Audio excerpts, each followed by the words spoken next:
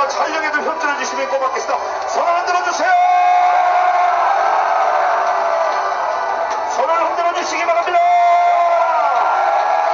양손을 흔들어 홍준표 후보를 환영해 주시기 바랍니다. 대통령 홍준표, 대통령 홍준표, 대통령 홍준표, 대통령 홍준표. 존경하는 서울 시민 여러분, 홍준표입니다.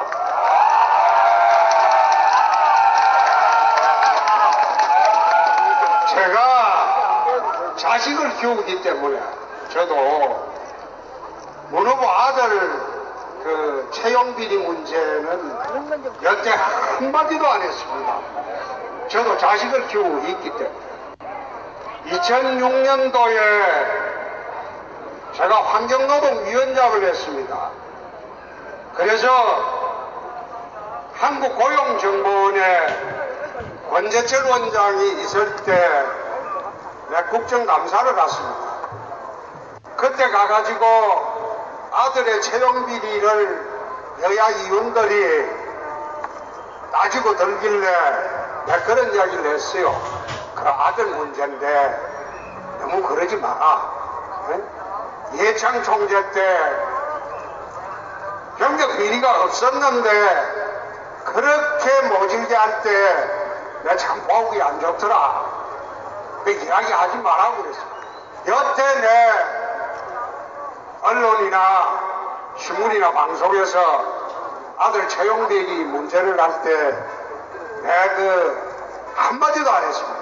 그런데 오늘인가 국민의당에서 아들이 아버지가 시켜가지고 아무데나 본서염을 해주겠다 이렇게 해서 했다는 뭐 녹취록이 있다. 그거 나오는 거 보고 내가 오늘 문 후보한테 점잖게 이야기를 한번 했습니다. 거짓말을 계속하게 되면 정말로 지도자 자격이 없다.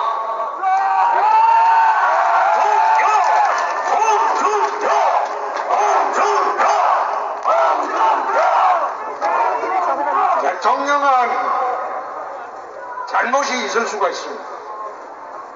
옛날에 YS도 국민 앞에 사과했고 DJ도 사과했고 노 대통령도 사과했고 이명박도 사과를 했습니다. 그러나 거짓말하는 것은 국민들이 용납하지 않습니다.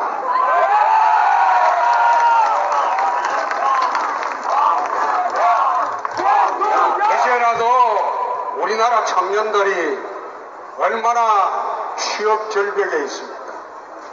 이렇게 어려운데 아들 문제는 좀 대국민 사과를 하고 이제 투표해달라. 업소를 내가 잘못했다. 업소를 그래 하는 게 맞지 않느냐 하는 그런 생각입니다.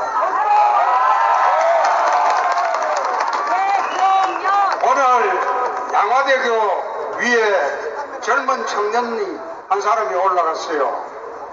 올라가가지고 사법시험 폐지하면 떨어져 죽는다. 그래서 찾아가서 이야기를 했습니다. 홍준표가 대통령 되면 고시제도도 전부 부활하겠다. 이게 왜 그런가 말이죠. 이 고시제도라는 게 고려시대 광종으로부터 우리나라에 1000년간 내려온 인재등용제도입니다. 이것을 노무현 정부 시절부터 시작해서 없애기 시작했어요. 없애가지고 부유층 자제들 그리고 판검사 자제들 이런 자제들만 들어가서 판검사를 대를 이어서 할 수 있게 로스쿨 제도를 도입했어요. 내가 그 도입할 때 검열이 반대했거든요. 이거 아니다.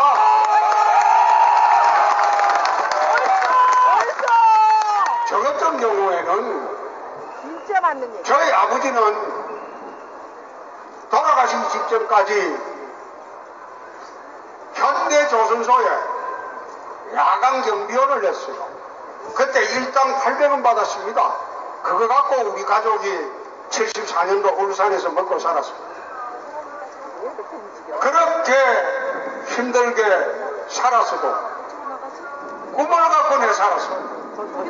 초중고등학교 다니면서 밥을 안 먹고 살아도 밥을 못 먹어도 나는 꿈을 갖고 공부를 했습니다.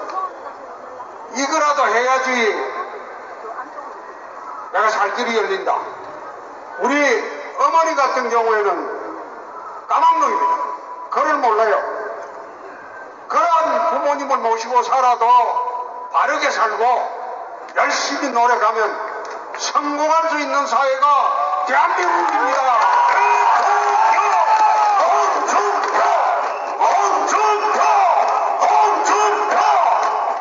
그래서 내가 그 청년은 어디 갔어?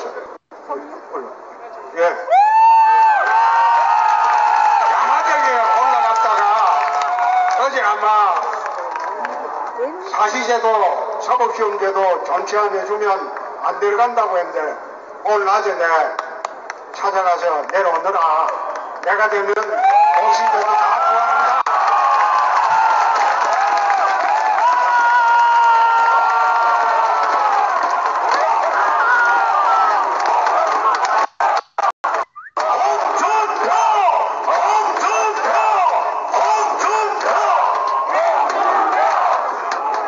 열심히 공부해요. 열심히 공부해. 내가 그 사업실 그래서 사실 그렇습니다. 세상을 살아가는데 아무리 힘들어도 우리 서민들이 꿈이 뭡니까? 내내는 짓밟히고 무시당하고 업신여김 당하고 온갖 핍박을 받아도 내 자식만큼은 떡떡거리고 하면 사는 거 보고 싶고 그리고 부자가 되는 거 보고 싶고 출세하는 거 보고 싶다. 이게 대한민국 서민의 꿈입니다.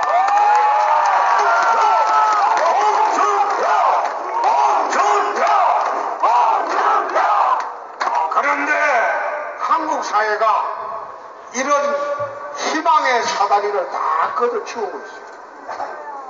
사법심 제도 없애고 특권층이나 잘 사는 집의 애들만 로스쿨 가가지고 또 거기서 대를 이어서 판검사하고 변호사를 이래 또 그 백이 없는 애들은 로스쿨 나오더라도 돈을 많이 들여 나오더라도 취직이 잘 안 돼요. 법무법인 같은 데도 법률회사 그런 데서 어떤 사람을 뽑느냐 실력 있는 사람보다도 백이 있는 집에 애들을 뽑아오면 그 아들이 사건을 몰고 들어온다.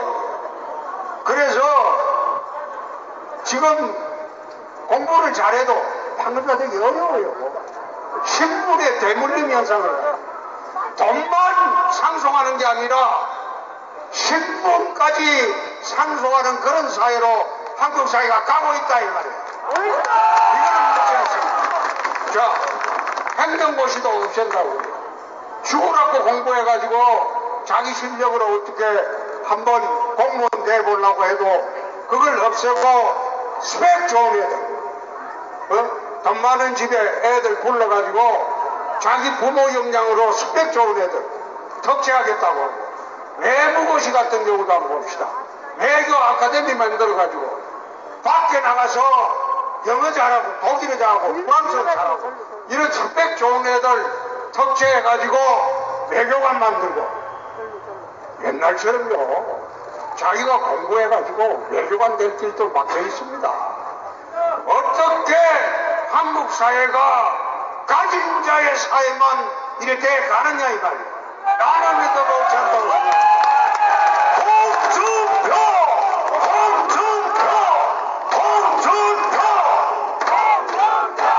제가 이런 이야기 하는 게 통진당의 후보냐 또 정의당의 후보냐 그런 이야기도 합니다.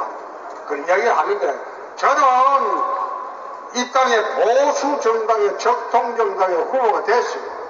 됐지만은 잘못하는 거는 바로 잡아야죠. 한국 사회를 가야 돼. 한국 사회가 묘한 게 있어요. 복지를 하자. 지금 좌파들 복지하는 거 보세요. 가진 자의 거 뺏어가지고 없는 사람한테 골고루 나눠주자. 그게 좌파들 복지, 보편적 복지라는 거. 그거는요 공산주의의 배급제도입니다. 복지는 그래 하는 거 아니에요. 그래 하는 게 아니고 정부기관 구조조정하고 산하기관 구조조정하고 거기서 남은 돈으로 가난하고 못 살고 힘들게 사는 서민들 도와주는 게 복지입니다. 여러분, 지금 나와 있는 후보들 다 보세요. 전부 세금 올리겠다고 합니다. 세금 올려가지고 그걸 뺏어가지고 나눠주겠다고. 그게 옛날에 홍길동이가 하는 방식 아닙니까? 부자를 뺏어가지고. 홍길동이는 그 착한 홍길동이지.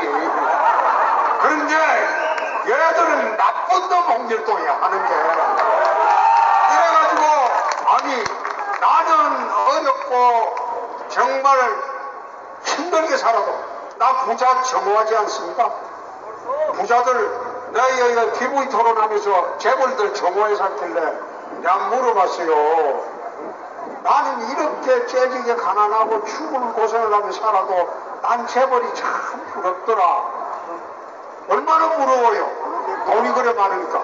그런데 왜 재벌을 정오하느냐? 나는 그거 맞지 않다. 재벌이 열심히 해갖고 일자리 만들어주면 우리 서민들 일자리 생기고 부자가 밖에 나가서 돈 좀 써라 이거야. 돈을 써가지고 이 땅에 돈을 돌도록 만들어 달라 이거야. 어쩌면 5만원짜리 정보였지만 그게 시중에 돕니까? 시중에 한다고 전부 장롱 속으로 들어갔어. 장롱 속에 들어가서 현금 상속 수당이 될 거야. 사회가 그렇게 돌아가면 안 된다. 5만원짜리를 갖다가 나와서 펑펑 쓰게 만들고 부자를 나는 부자를 사치해도 좋다. 외제차트 하고 다니라. 1년 10년 동안 골프 쳐라. 해외 가라. 놀러 가라. 대신 돈을 펑펑 써라. 그래야지 시중에 돈이 생기죠. 부자에게는 나는 기본적으로 자유를 준다. 세금만 철저히 내라. 나쁜 짓 하지 마라. 세금만 철저히 내고 나쁜 짓 하지 마라. 부자한테는 자유를 주는 게 복지다. 그런데 가난한 사람들은 자유를 주는 건 복지가 아니야. 굶어 죽는 자유. 가난한 사람한테는 넘어지면 이렇게 세운다. 신용불량자 되면 사면해서 다시 출발할 수 있게 해주고, 그리고 서민 생계형 사면 진짜 먹고 살기 힘들어서 범죄 저지르는 경우가 있어요. 그런 경우 되면 내 대통령 되면 8.15 때 서민 생계형 범죄는 1000만 명을 내 사면하겠습니다.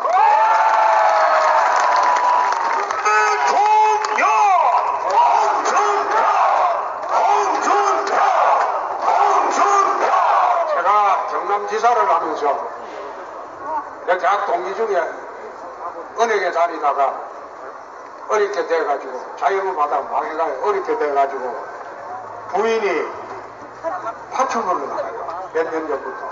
그래서 내가 지사 그만두기 전에 2월달에 경남은행 감사 자리가 있길래 그 친구를 좀 줘야 되겠다.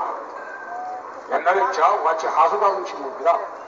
아주 어렵게 산다고 해서 그 친구를 경남은행 감사 자리에 해주면 먹고 살거든요. 감사 자리가 그게 도지사보다 연봉이 2배 반이 많아요. 그래서 야 막바지 여태 고생했으니까 네가 좀 해라. 해주기로 다 약속을 했는데 은행에서도 그 감사는 이제 내가 추천하는 겁니다. 내가 추천하는 게 있어요. 그래 해주려고 하니까 이놈이 보니까 안 되는 게 신용불량자가 돼 있어요. 신불자가 돼 있어가지고 내가 추천 포기한다. 너가 알아서 하라. 그거 말았는데 신불자라는 것도 내가 그때 알았어요. 이게 신용불량자가 되면 은행 거래 못하고 취직 못하고 뭘 해도 할 수 없다. 그래서 내가 홍준표가 대통령이 되면 8.15 때 대한민국 신병불락자 모두 사면하겠습니다.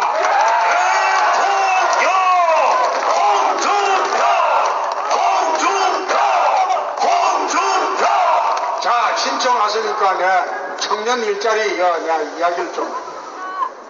문재인 후보가 청년 일자리 81만 개를 공무원하고 공공일자리 찾겠다. 그거는 거리서식으로 망하자는 이야기예요. 국민 세금 나눠 먹자는 이야기입니다. 그건 안 돼요. 청년 일자리가 왜 이래 어려워졌냐? 제가 대학 졸업할 당시에는 재벌회사 서너 군데서 취업 원서를 내면 서너 군데서 왔어요. 골라서 갔어요. 근데 지금 왜 이래 절벽이 됐냐? 강성 기종 노조 때문입니다. 이 강성 기종 노조가 우리나라에 3%밖에 되지 않아요. 전체 근로자의 3%밖에 되지 않는 민주노총 가들이 그걸 비다면 광화문에 와가지고 촛불하고 또 죽창 들고 이런 식으로 우리나라 이 노동계를 휘어잡고 자기들이 노동계 대표도 아니에요. 그래 하니까 기업들이 대기업이 수백 조의 사내 유보금을 투자를 합니다.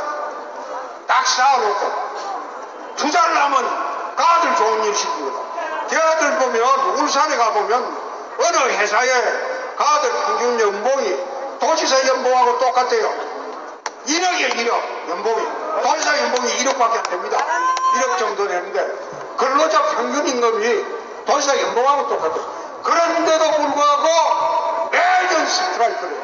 그러니까 기업이 투자를 하겠습니까?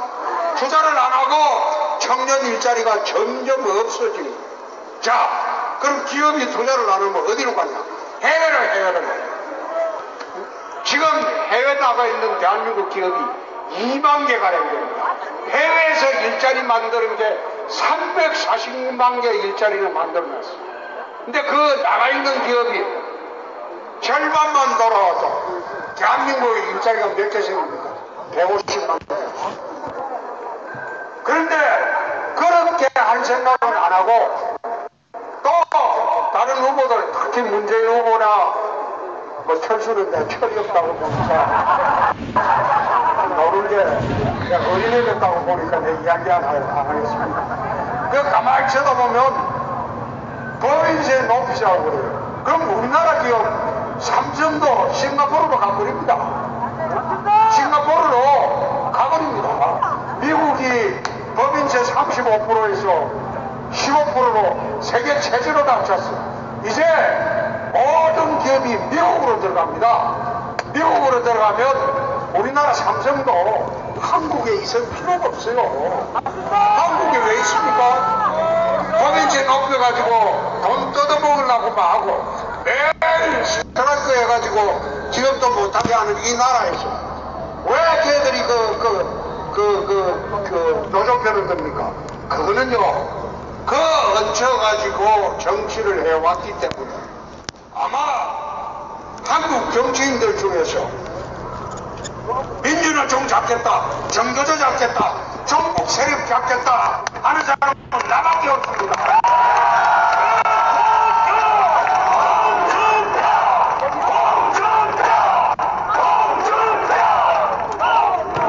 박정희 대통령이 대통령 되면 노사정위원회 만들어가지고 극히 3% 안 되는 민주